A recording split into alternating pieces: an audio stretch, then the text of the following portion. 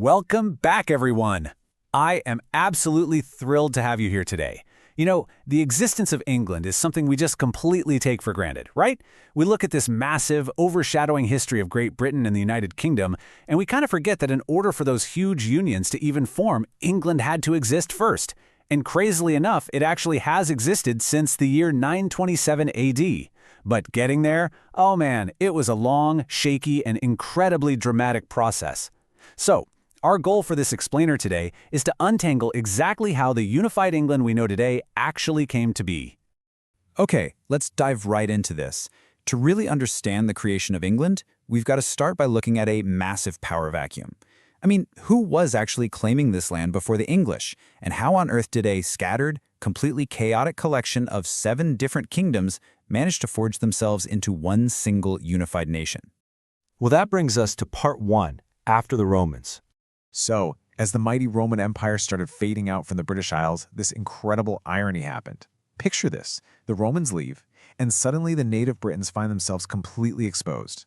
They're under intense attack from the nearby Picts and Scots. So what do the Britons do?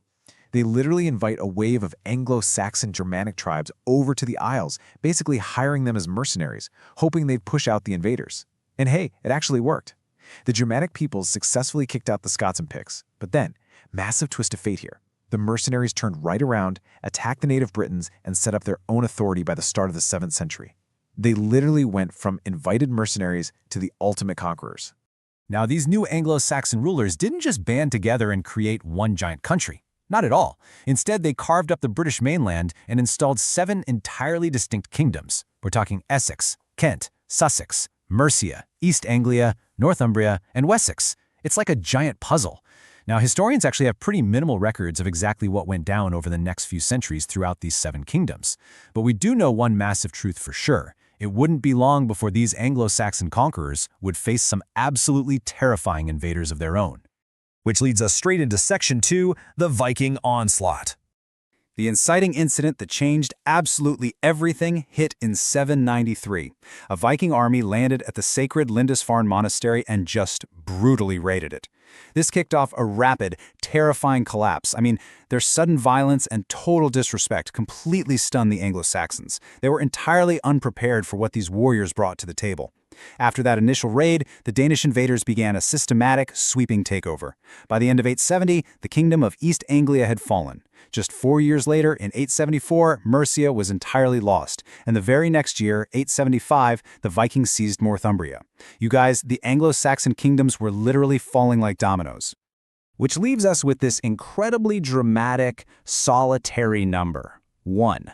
By 875, out of those original 7 kingdoms we just talked about, Wessex was the single, solitary, major kingdom remaining under Anglo-Saxon authority. The stage is just perfectly set for the ultimate historical underdog story. All right, moving into Section 3, Wessex pushes back. So, right in the middle of this intense crisis, the current king of Wessex, King Æthelflæd, dies. This leaves his younger brother Alfred to step up and desperately try to protect his sole surviving kingdom's independence. But before we look at Alfred's tactics, let's quickly define a term that is absolutely vital to understanding the rest of this explainer: Danelaw.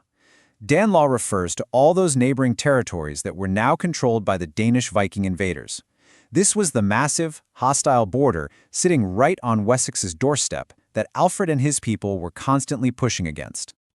Now, Alfred was incredibly pragmatic. He essentially ran a 2-part strategy for survival.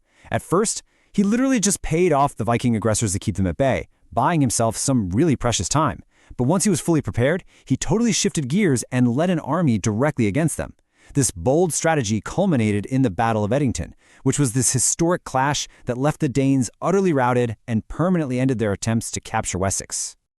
This massive victory provided the momentum for actual, real expansion. Around this same time, a power vacuum opened up over in Mercia, allowing King Alfred to gain control there. But instead of taking the crown for himself, he brilliantly placed a nobleman, an ealdorman, in charge to answer directly to him.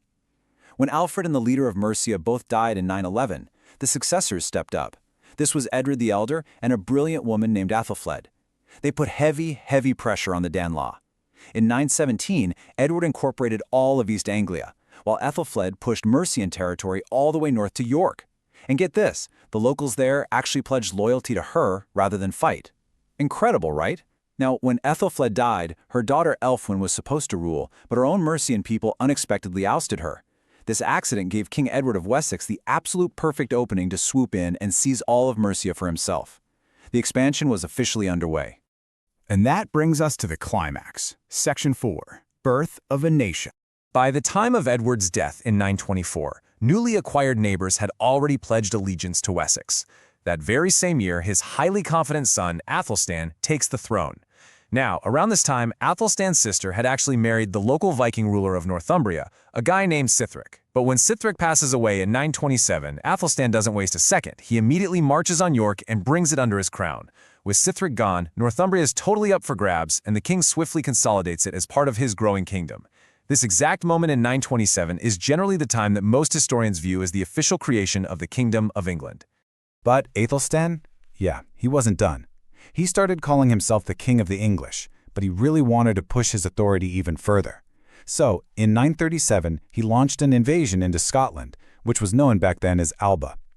Alba was at a major disadvantage, so they called for backup, and they formed this massive alliance between Constantine II, King of Alba, Olaf Guthrason, King of Dublin, and Owain, King of Strathclyde. This giant alliance clashed with Athelstan at the spectacular Battle of Brunanburh. While the exact location of the battle is actually lost to history, we do know the casualties on both sides were disastrously high. But in the end, Athelstan and the English utterly crushed the alliance. Now, the crucial point here isn't just about capturing land. In fact, Alba and Strathclyde actually stayed completely independent. But the true victory of Brunanburh was psychological. This massive clash is believed to have truly solidified the unity of England, stirring up a brand new sense of nationalism and pride among the English people. They weren't just surviving anymore, they finally shared a unified identity. Let's look at the fallout in Section 5, Securing the Kingdom. Keeping a newly forged nation together is often way harder than building it in the first place. After Æthelstan's death in 939, it triggered what we can basically call the post-Æthelstan ping-pong. It's wild. First, Viking King Olaf swoops in from Dublin to capitalize on the instability, taking York and chunks of Mercia and Northumbria. But ironically, when Olaf dies in 941, the new English king, Edmund, aggressively pushes back and entirely clears the Vikings out of Northumbria. Then Edmund is mysteriously murdered in 946, leaving his brother Edred in charge. The very next year, a Norwegian named Eric Bloodaxe attacks and seizes Northumbria all over again. Finally, after nearly a decade of chaotic conflict over this territory, King Edred manages to permanently reclaim Northumbria on behalf of England. It is just this constant, dizzying cycle of conquering, being conquered, and reconquering. Following all of that exhausting chaos, and a brief, partially deposed co-rule by a young king named Edwig, we finally arrive at the reign of King Edgar. Known as Edgar the Peaceful, his nearly two-decade reign was defined by exactly that: peace, unity, and order. But his true genius wasn't just in securing physical borders, it was actually in legal compromise. Edgar established the true foundational laws of the English kingdom. And here's the kicker. To avoid angering the massive Danish population living within his borders, he actually upheld a vast number of the legal systems that had existed in the Danelaw. Which leads me to leave you with this final, truly fascinating question. How many modern nations do you know that are built by intentionally upholding the laws of the